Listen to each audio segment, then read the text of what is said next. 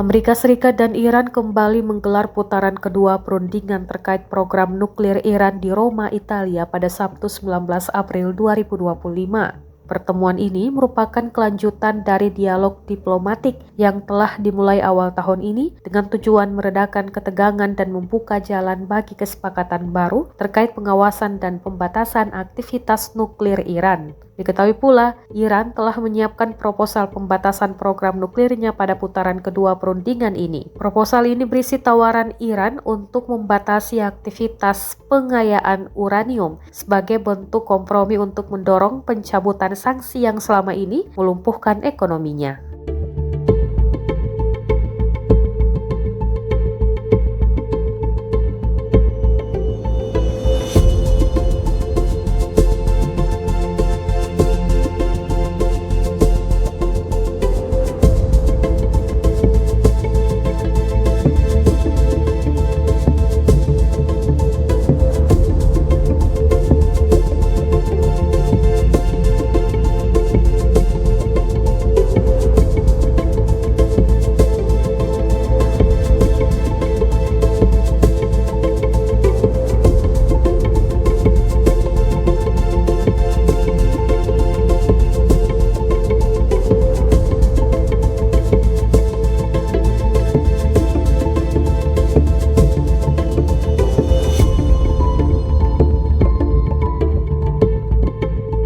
Download Tribun X sekarang, menghadirkan lokal menjadi Indonesia.